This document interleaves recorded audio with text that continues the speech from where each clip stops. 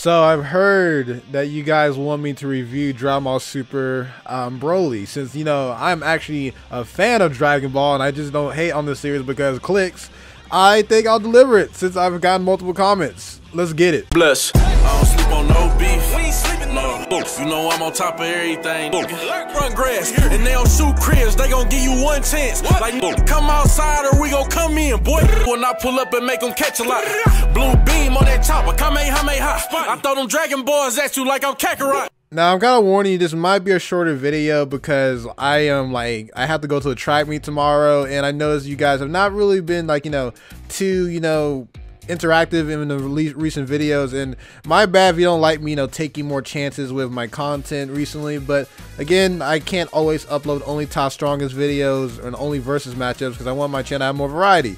But just know that they are going to return pretty soon, and I'll try my best to make some comedy slash roasting characters as soon as I possibly can. And also the videos coming up, there should be a Walking Dead video coming today hopefully, and I still got my top 10 video games of 2017-2018 and top 10 video games of top 10 movies of 2017-2018 coming soon. But let's break down Dragon Ball Super Broly, right? Let's talk about the biggest elephant in the room is the advertising. Right now, I don't really have a problem with spoilers, but I felt like the obvious spoilers that Dragon Ball Super went to, especially kind of showing scenes that are kind of the best parts of the movie, with Gogeta and him blasting Broly and kind of showing his God Punisher and stuff like that, or just pretty much just showing that Gogeta's in the film.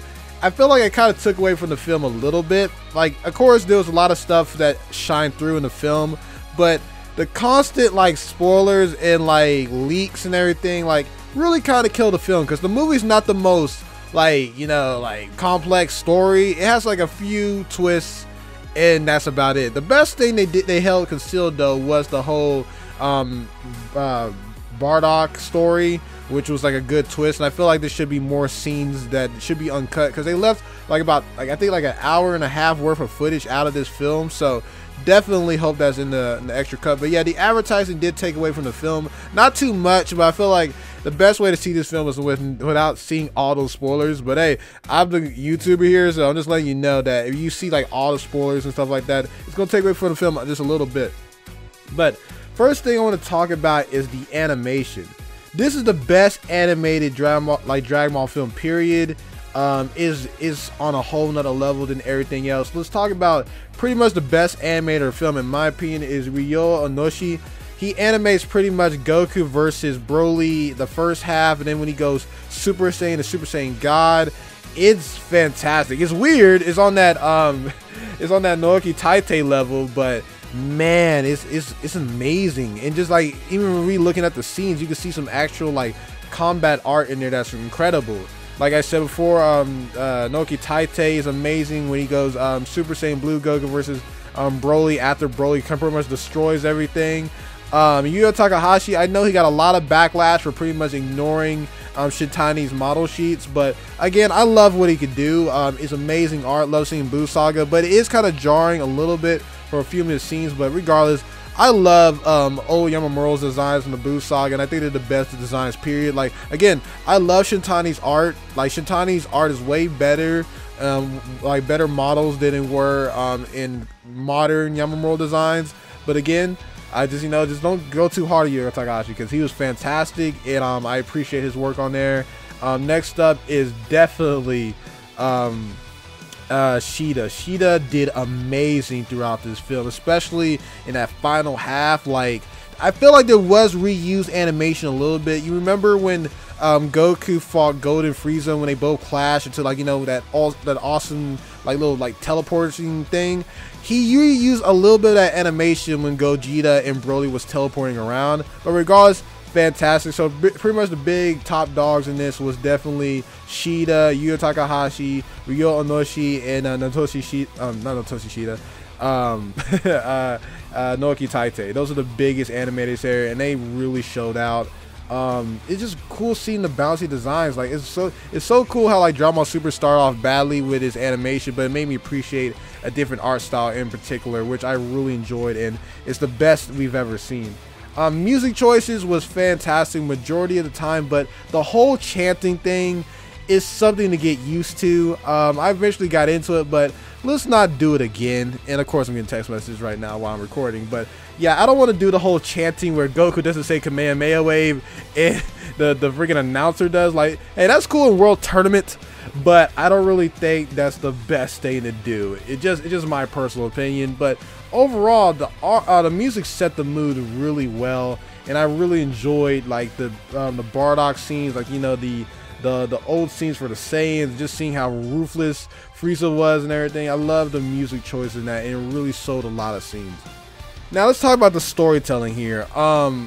When Kira Toriyama said that the beginning part might make you cry, like, it kind of like, it shows the origin of Broly, right, which is really well done. It's seeing just the overall like world building of the Saiyans with like Broly's father and like the other Saiyans around, and how King Vegeta just completely jealous, and just seeing how hard Broly's life was. Then cutting over, which I'm glad they did. They actually like showed that Vegeta is older than Goku, and seeing like how this Bardock is pretty much like the perfect match of like the Bardock special and Dragon Ball Minus, where you can kind of see a lot of that revolt somewhere in there, and just seeing how he interacts with Gine and everything, and just seeing how King Cole transferred Frieza over, and just like how he like took out everyone the most savage way possible, and seeing how Raditz and Vegeta react to their planet being gone, and even mentioning Vegeta's little brother in there somehow.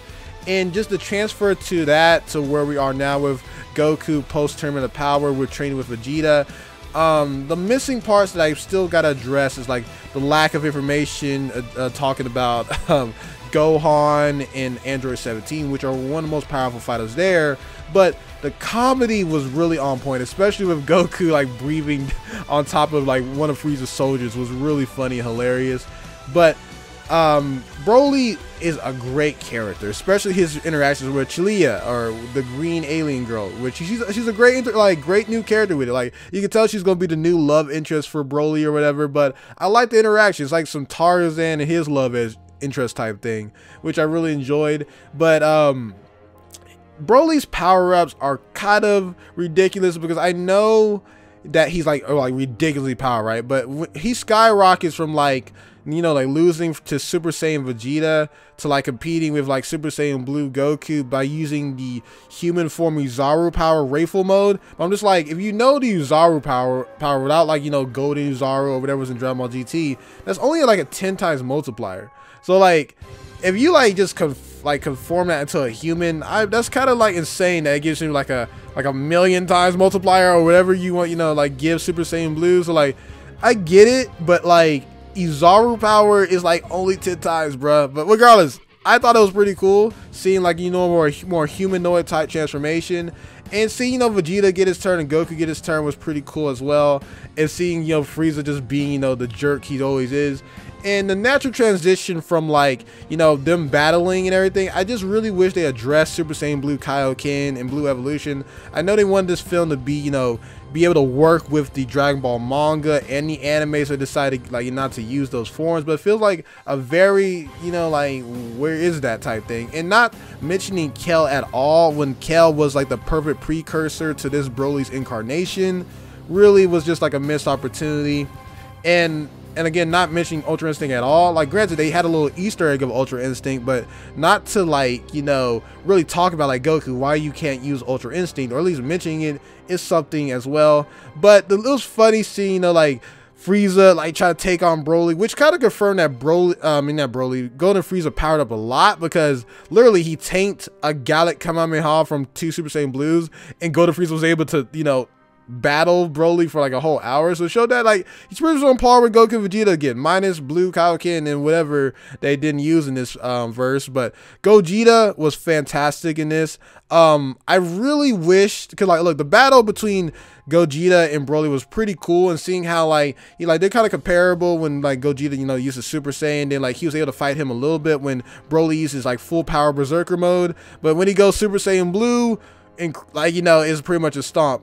And what I forgot to mention, the animation, the eras, that the CGI was better. Like, it was better than it was in Resurrection F, but I really preferred that they, you know, they used like, you know, for example, like just more 2D art. And I get it, like with some fights they wanted to be over the top, especially I get it when they, you know, break through dimensions and they used the CGI. I just feel like they could have done without it, you know what I mean? I just love seeing, you know, like Sheeta do his thing, man. Like I just love seeing Sheeta do his thing. But yeah, it's also kind of weird how, like, you know Gogeta's not going all out, but like how Broly pretty much tanks a Stardust Breaker, and for some reason Gogeta decides not to use the Big Bang Kamehameha and decides to only use a regular Super Kamehameha, which is kind of a missed opportunity in my opinion. Like that's why I kind of enjoy Vegito, you know, using up all his new techniques, while I feel like Gogeta could have used the Big Bang. But again, that's just a minor nitpick.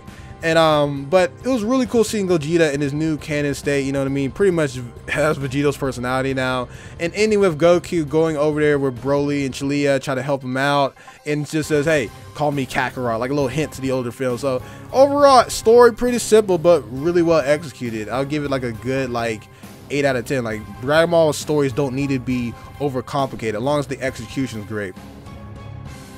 Now, in terms of power scaling, which I've already kind of admitted that, like, Broly's power-ups are, you know, kind of ridiculous, but again, I don't really care too much because he was already kind of hyped up to be really powerful. But my only problem is that, like, the advertisements kind of contradicted a lot of stuff because, you know, near the end, it says that you probably are stronger than Beerus, when, you know, throughout all the advertisements, he's the strongest villain ever. So that's, like, the only thing that I can say, like, it's a big, major problem. But again, the whole Rayful mode type things, like, is only, like, Uzaru power in a human body. At most, you can say, like, it's a million time multiplier, but you talking about the whole, you know, Super Saiyan Blue transformation, stuff like that, it gets complicated. I'm glad that they showed that they can battle in lava, because I remember in Dragon Ball Super, lava's too hot for Goku, and you see this, they're casually fighting in lava with no big deal. So again, power scaling pretty fire, and seeing, you know, Gogeta, you know, pretty much confirmed be able to stomp the crap out of Beerus and everything, which was great to see. And yeah, the power scaling didn't fit me whatsoever. Just wish I was able to see, you know, more powerful forms that are obviously there, but they didn't want to, you know, to contradict with the manga and anime both being there at the same time.